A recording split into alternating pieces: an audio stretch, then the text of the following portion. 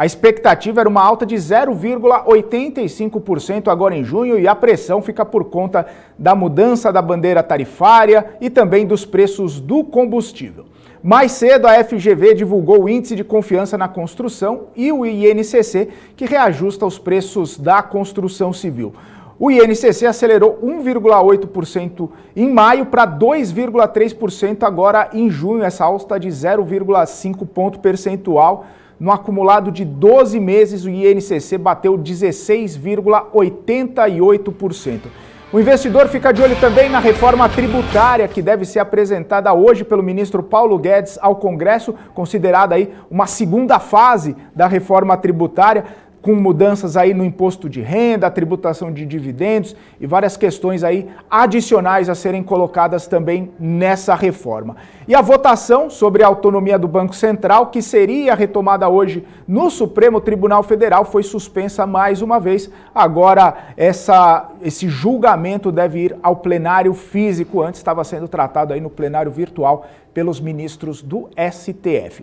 Lá fora, os olhos ficam voltados para a divulgação do PCE nos Estados Unidos, é o índice de inflação e principal referência de preços do Fed. O número fica na mira aí por causa da possibilidade do Federal Reserve elevar os juros justamente por conta aí de toda essa pressão inflacionária.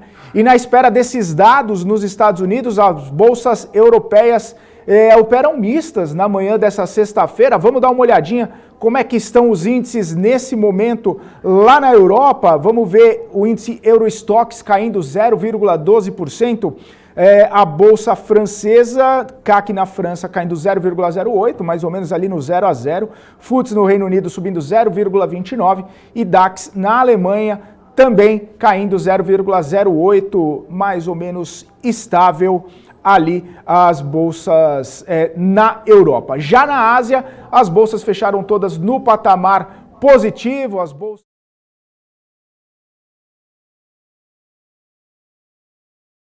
0,15%, índice Nikkei em Tóquio subindo 0,66%, em Hong Kong o índice Hang Seng valorizando 1,4%. Aqui no Brasil, a bolsa também fechou em alta ontem. Vamos dar uma olhadinha nos números aí. O Ibov subindo 0,84% aos 129.513 pontos, puxado aí também bastante por conta de mineração e siderurgia. Algumas empresas ali de olho no pacote do presidente Joe Biden, né? Pacote trilionário, mais de $1 trilhão sendo injetados na economia. Muitas empresas de mineração e siderurgia tendo ali um otimismo. Também tivemos na maior alta do dia a JHSF, depois da autorização da ANAC para operação de voo lá no aeroporto Catarina, que fica aqui em São Paulo. Também tivemos Magazine Luiza e lojas americanas e Equatorial fechando aí as mais altas. Nas mais baixas, Banco Inter, Localweb também tivemos, Eletrobras e Eco Rodovias fechando as mais baixas. E nessa sexta-feira o Marco Saravalli traz o tom do dia para hoje, as repercussões das notícias da semana. Diga lá, Marco Saravalli. Oi, Felipe, muito bom dia a todos acompanhando aqui as bolsas internacionais, sinalizando mais um dia positivo, devendo terminar a semana com bons retornos nas principais bolsas mundiais. Por aqui não deve ser diferente, mas sem grandes oscilações, né? O petróleo apresenta uma leve queda, o minério de ferro apresentou uma leve valorização nessa madrugada na China, tá? Ontem a gente acompanhou algumas boas notícias por aqui. Um lado macroeconômico, o Conselho Monetário Nacional colocando como meta de inflação de 3% aí para 2024, né? Ou seja, reduzindo a nossa meta, mostrando que aqui no Brasil a gente pode ter sim um patamar menor de inflação. Isso é muito bom, né? Traz maior previsibilidade, mostrando realmente que a gente deve ter um aumento da Selic agora no curto prazo, nesse ano 2021, mas que a gente poderia ir reduzindo ao longo dos próximos anos, tá? No lado corporativo, a gente lembra o destaque da JHSF, ficando entre uma das maiores altas no Ibovespa ontem, né, depois de anunciar a aprovação do seu aeroporto, né, poder receber voos internacionais. Tá? A gente continua animado com aqueles cases mais focados em Brasil, né, como consumo, varejo, também shopping centers, entretenimento, turismo e até mesmo aviação, né? São alguns dos setores que a gente está mais otimista para esse segundo semestre. Lembrando que daqui a pouquinho, né, na semana que vem, a gente já termina esse primeiro semestre, a gente tem fechamento de cota de fundos, a gente tem fechamento de balanço e daqui a pouquinho também começa a nossa temporada de balanço por aqui para a gente acompanhar como foi o desempenho do segundo trimestre no lado corporativo, tá bom? Então esses são os principais destaques desta sexta-feira, dia 25 de junho. Tá certo, e o Marcos Saravalli também trouxe um gráfico aí para a gente bem interessante sobre as expectativas sobre as vendas no setor de luxo. Vamos dar uma olhadinha nessa análise do Marcos Saravalli. Aqui no nosso gráfico de hoje, né, falando de JHSF, também do segmento de atuação da JHSF, aqui no Brasil e no mundo, nós temos nesse gráfico aqui as projeções feitas pelo Goldman Sachs, né, para o segmento de bens de luxo. Tá? Eles estão revisando para cima, muito importante, revisando para cima as expectativas de vendas no setor, né, para esse ano de 2021 e para 2022. Nós devemos ter 3, 4 anos muito bons aí para o setor, mas isso que é muito importante, tá? Agora eles acreditavam numa expansão de 15%, né, nas vendas no setor nesse ano de 2021 e agora projetam expansão de 22,5%. É uma alta, né, uma revisão muito grande das expectativas do setor, tá? E também em 2022 tivemos revisões, né, passando de 11% para 13,5%. Lembrando, essas são as projeções internacionais, mas mostram que realmente o segmento de luxo, né, de alta renda, foi um setor que menos sofreu em 2020, né, em determinados segmentos, mas também que apresenta forte recuperação e ainda estamos passando por revisões para cima, tá? Esses são dados aqui globais realizados pelo Goldman Sachs, mas também que acaba afetando as empresas nacionais por aqui também, tá bom? Então, boas expectativas também na recuperação desse segmento de luxo, tá bom? Então, tenham a todos um ótimo dia e um ótimo final de semana. A gente se vê em breve. Até mais. Tchau. Valeu, Marcos Saravalli. Bom final de semana para você também. Vamos então aos destaques corporativos. A Agência Nacional de Petróleo aprovou o plano revisado da PetroRio de desenvolvimento do campo de Frade. O novo plano de desenvolvimento vai permitir a perfuração de 4 poços produtores e 3 poços injetores horizontais nesse campo de Frade. E o Atacadão concluiu no início de junho a conversão de 29 lojas compradas do Macro no ano passado. O processo levou 6 meses para ser completado. Para o fechamento da operação, o grupo Carrefour Brasil, que controla aí as operações do Atacadão, desembolsou 1,9 bilhão de reais. E a Vale acertou uma parceria com empresas chinesas para produzir o níquel pig iron na Indonésia. O produto é a matéria-prima para a fabricação do aço inoxidável. A Vale vai deter 49% de participação nesse projeto. E a Vale também está de olho aí no preço do minério de ferro, que teve alta nessa sexta-feira na China. A commodity fechou acima dos $216 a tonelada. O petróleo trabalha em baixa, mas mesmo assim mantendo o patamar dos $75 o barril, mostrando aí essa elevação que a gente tem visto no preço do petróleo nos últimos dias, nas últimas semanas. E as ações da Nike chegaram a subir 14,1% no aftermarket, depois da empresa informar rendimentos de 93 centavos de dólares aos acionistas. O valor superou bastante aí a expectativa do mercado, que precificava 42 centavos de dólar por ação. A receita do quarto trimestre fiscal acabou ficando em 12,34 bilhões de dólares, superando em mais de 1 bilhão a expectativa do mercado para a empresa. O dólar fechou ontem em patamar mais baixo desde março do ano passado. A moeda americana ficou no patamar de R$ 4,90. Vamos dar uma olhadinha como está operando o dólar nesse momento, agora mantendo aí os R$ 4,90. Agora mais cedo estava trabalhando aí no patamar de R$ 4,91, mas já registrando baixa aí de 0,06%, praticamente estável o dólar. Quero chamar o Guga Almeida, como todos os dias está aqui conosco, para trazer sua visão, a sua análise sobre o mercado, sobre a Bolsa de Valores. Guga, bem-vindo aí, boa sexta-feira para você, sextamos. Bom dia, Felipe, bom dia, pessoal. Pois é, né? Sextou. Hoje não estou robotizado, assim espero. Hoje não, Guga. Hoje você é o Guga em carne e osso, não o Guga metalizado, né? O Guga robô da NASA ficou para trás, já foi ontem. Hoje a gente só quer saber de boas notícias e as análises do Guga com voz normal, né, Guga? Bora lá. Vamos lá. O que você está vendo para hoje aí? Faz uma análise aí, mostra pra gente o que você está vendo para o dia de hoje e também dá uma olhadinha aí, vamos fazer um resumo dessa semana aí, o que aconteceu, qual foi a movimentação da Bolsa aí nessa semana. Bom, Felipe, o mercado ele continua travado naquela região dos 130 mil pontos. O que era uma região que eu imaginava que o mercado viria trabalhar, né, desde que nós tivemos ali em março desse ano, uma situação de resposta em relação a toda a queda, toda a correção que nós tínhamos.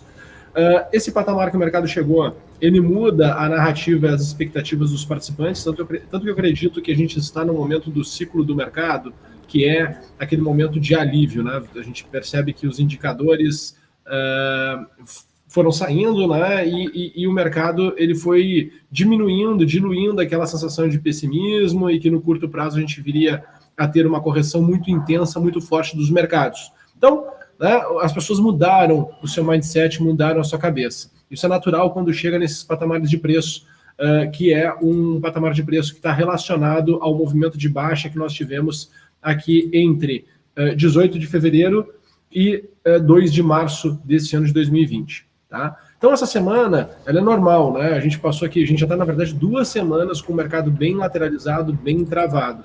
O que eu estou enxergando, Felipe? Havendo uma situação positiva de curto prazo, tá? Eu já venho falando isso desde segunda-feira dessa semana, eu tenho como visão que o mercado poderia vir buscar os 136 mil pontos. Tá? Conforme vai passando e isso não vem acontecendo, e a gente, como o Marco muito bem colocou, nós, semana que vem, estamos terminando o primeiro semestre de 2021. Tá? Então, a gente entra no segundo semestre e o mercado ele começa, né, a se ajustar para as expectativas desse segundo semestre. Tá? E aí eu tenho 2 visões. Primeira visão, o mercado continua a tendência de alta e a gente vai para esse rally para o 136, né, nos aproximando daquela região de 145 que muitos analistas estão falando, ou a gente corrige um pouco e essa correção seria voltar para a região dos 124 mil pontos. Tá?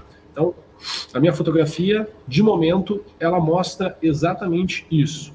Como eu enxergo a minha fotografia para o dia de hoje, né? Lembrando que hoje é uma sexta-feira, os mercados eles tendem a perder liquidez, né? Diminuir a sua liquidez, e eu tenho 2 números para o mercado de alta, que era a região dos 130.460 pontos, que é exatamente uma leitura, né, em relação à intensidade que nós tivemos no dia de ontem de alta, eu repetindo essa intensidade aqui na abertura. Então, para esse primeiro patamar, era pouca assimetria, que se tinha pouco upside, e o segundo patamar, sim, ir lá para a região dos 131.100 pontos, 131.150 pontos. Tá? O mercado não conseguiu até então superar esse meu primeiro nível, tá? E o que eu tenho de negativo aqui seria o mercado voltar, Felipe, para essa região dos 129.200 pontos, certo?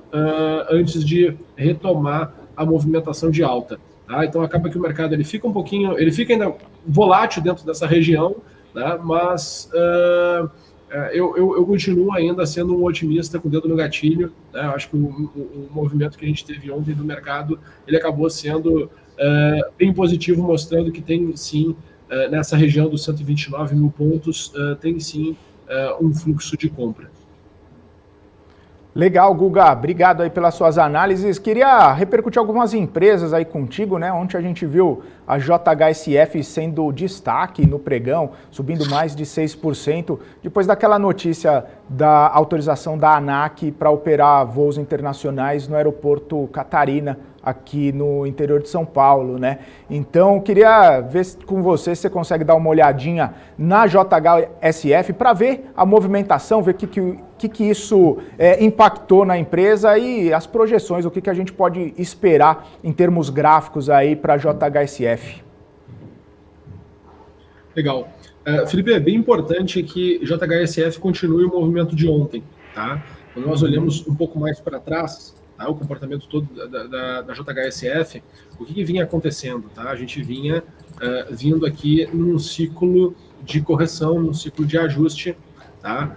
Quando eu faço a minha leitura, né, e quando eu faço a minha projeção do mercado, o que eu via, né? Bom, o meu pior cenário aqui para a JHSF seria voltar para a região de 5,20. Tá? Foi passando o tempo e ela consegue reagir. Apesar de ter tido uma alta, né, no dia ontem bem Intensa, quando eu olho para o movimento da cotação do ativo nesses últimos dias, né, ele ainda tá num patamar de preço aqui que mostra um ajuste da queda. Tá? Ela ainda não, assim, se eu fosse analisar, poxa, Guga, tu está confiante em tomar posição aqui de JHSF? Não, a minha confiança seria mais forte se primeiro ela tivesse chego aqui na região de 5,20. Então, o que acontece? Eu preciso, a cotação, na verdade, ela precisa continuar esse estímulo positivo.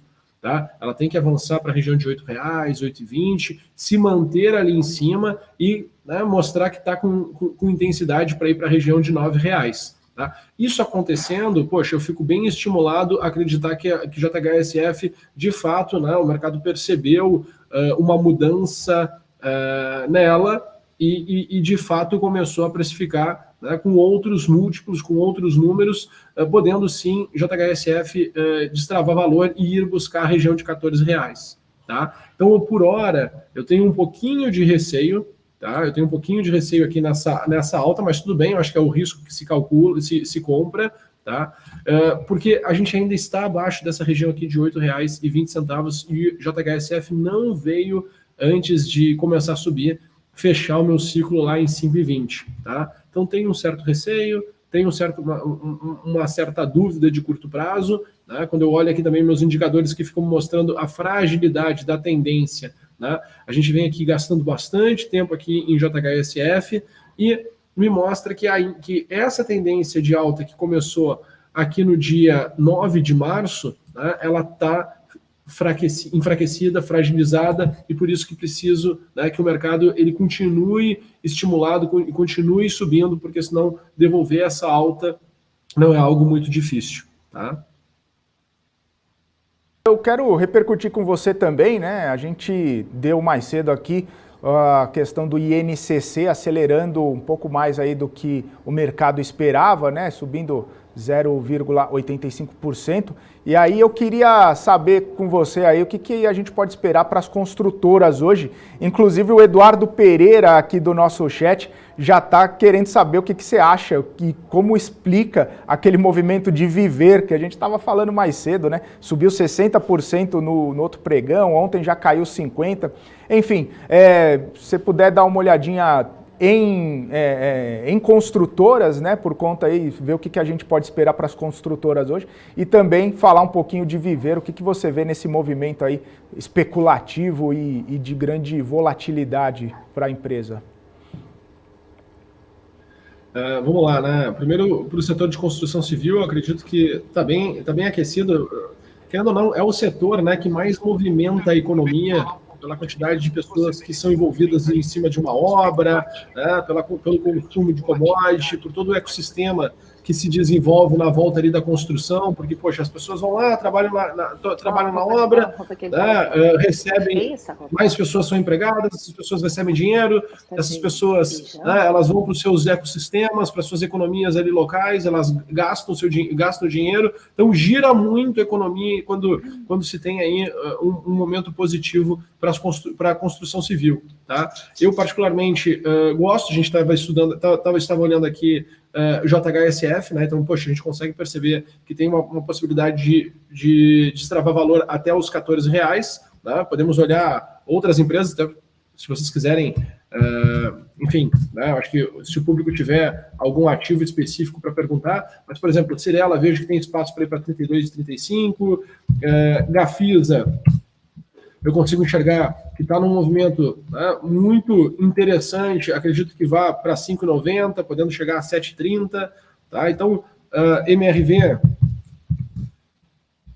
também acredito que terminou todo o ciclo de baixa aqui de MRV, certo? Já marcou, já mostrou, né, um abandono daqueles patamares onde tinha o fechamento do ciclo, e o que eu enxergo MRV é podendo destravar valor e correr até 23,90, tá? Então, só para a gente olhar aqui e conversar primeiro sobre a construção. Agora, a questão de viver, gente, eu acho que é bem interessante tentar entender, né, assim, preço importa, tá? E tem que ser tudo na questão do relativo. Quando a gente começou a conversar de viver, a gente falou bastante de viver nas últimas 3 semanas dentro do Trading Insights, né? Lá nos nossos eventos que acontecem no domingo, Felipe. Então, te convido a participar, né? Todo domingo às 18 horas. Eu estou junto com o Alex. Você e o Alex André. Batendo papo.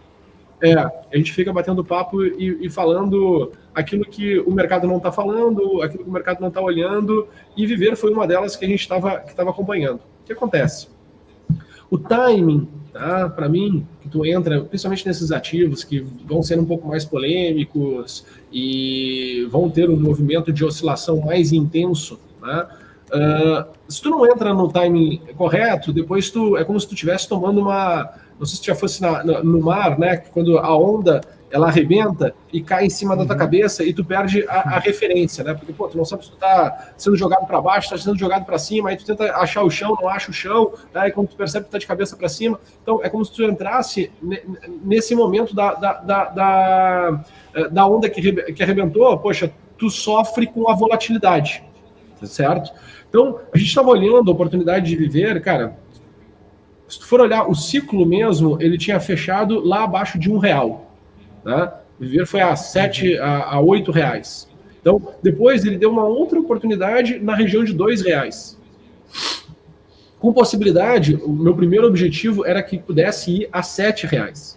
Então, passou dos R$7. Ok, o resto é sequência. Legal, né? Só que a volatilidade, ela começa a aumentar quando o ativo fecha os seus ciclos. Então, o primeiro ciclo fechado foi na região dos R$7. É normal que fosse haver uma volatilidade ou aqui nos R$7 ou lá na região dos R$12. Né? Só que o movimento foi tão intenso, que a queda e a alta não vai ser pequenininho. Hoje, provavelmente, tu vai olhar para o book de negociação, cara, vai ter mais uma vez muita intensidade, uma variação muito grande. Como é que tu corrige isso? Né? Tu corrige isso da seguinte maneira: o tamanho da posição na tua carteira. Né? Pô, qual é o tamanho da posição na tua carteira? Se eu estou enxergando que tem um ativo que tem uma possibilidade de um upside de 7 vezes, né, 6 vezes, 5 vezes, cara, eu não vou estar com 100% da minha posição naquele ativo. Por quê? Porque assim como ele tem possibilidade de subir 6 vezes, né, ele tem possibilidade de cair 50%. Por quê? Porque a variação no tempo, né, vai destravar a volatilidade. Então, as pessoas elas não podem simplesmente só olhar assim, o quanto oscilou, né, e levantar a bandeira, olha só como eu sou, né, inteligente. Né, e aí, quando tu vê, tá assumindo um grande risco, porque tá com uma posição do capital que vai ter muita volatilidade. Tá? Então, tem que tomar muito cuidado em relação a isso, certo? Vamos lá, né? É um ativo que está passando por vai passar por um processo de turnaround, então também tem aquela questão toda polêmica, né, em relação ao turnaround. Tem que acompanhar, tem que entender que era uma grande aposta, né? Não é uma operação que tu está tangibilizando e tu consegue fazer bem ali todas as questões dos valuations. Pô, o trade já tinha acontecido, né? Para mim, o trade mais tranquilo era para ir para buscar os R$7. Foi a 8,30, então foi além do que eu queria. Agora, oscilando, beleza, vamos lá para uma próxima projeção, vamos esperar com que o mercado, né, ele se normalize um pouco e aí a gente consiga ter uma boa relação de risco-retorno para voltar. Mas é isso, basicamente é isso. Fechado então, Guga. Guga, só para a gente encerrar aqui, aproveitar que a gente está na sexta-feira, o FFC pedindo para você dar uma olhada aí em Churras 3 e dizendo para você convidar o pessoal quando fizer churrasco na sua casa, já que o fim de semana está chegando aí. Não sei quais as fontes dele, mas falaram que você fez um churrasco bacana aí na sua casa. Então, já deixando já me convidando, né, para tem saído do churrasco. É que em questão do distanciamento social, não dá para fazer grandes aglomerações, né? Senão eu recebo aquela famosa multa do condomínio. Então, né, tem que ser escalonado aqui. Então, a liquidez está baixa para os convites por enquanto, mas logo as coisas vão se resolver. E aí a gente vai poder, né, compensar todos os atrasos aí de convites para o churrasco. Pode ficar tranquilo. Tá certo, então, Guga. Valeu, então, por hoje. Um bom fim de semana para você. Ótimos negócios nessa sexta. A gente se vê na segunda. Abraço, Guga. Valeu, pessoal. Um grande abraço. Bom final de semana e bons negócios no dia de hoje. Valeu. Tchau, tchau. Gente, seguimos aqui o BMC Pre-Market. Eu quero agradecer todo mundo que está com a gente aqui desde as 9 horas da manhã. O Elcio Santos, a Karen, olha a Nanda Vasconcelos por aqui também, Orestes Comerlato, Rosemary Santana, a Rosana Meirelles, o Helder desejando bom dia para todo mundo, principalmente para Ananda Vasconcelos, o Rômulo Santos, também o Sandro Figueiredo, Emerson Kolcheski aqui, FFC pedindo churrasco, Eduardo Pereira, Renda de Ações, Nelson Gasparian, Giovanna Locatelli, good morning, Giovanna, a nossa correspondente internacional lá nos Estados Unidos. Quem mais está por aqui? O Sandro Figueiredo no nosso chat do nosso portal bmcnews.com.br, Peter Santana por aqui também, Alex Passamani, o Paulo Lara, o Alex perguntando se a gente falou do IPC. A gente falou sim do IPC, todo o dado que saiu agora há pouco, né? O IPCA 15, que saiu agora há pouco, às 9 horas da manhã. A gente falou sim, acelerando aí 0,83%, relação a 0,44% em maio. A pesquisa indicava ali uma mediana de 0,85%, tá? Mas acelerou 0,83%. E é isso, estamos chegando ao fim aqui do nosso BMC Pre-Market. Muito obrigado pela audiência de vocês toda essa semana que estiveram aqui com a gente no BMC Pre-Market, sempre às 9 horas da manhã. Ótimos negócios a todos vocês nessa sexta-feira, um bom fim de semana também. Eu volto com o BMC Pre-Market às 9 horas da segunda-feira. Você fica agora com a Paula Moraes, com o BMC News. E depois, ao 12h30, eu volto novamente com o BMC Market. Forte abraço a todos, ótima sexta-feira. Tchau, tchau.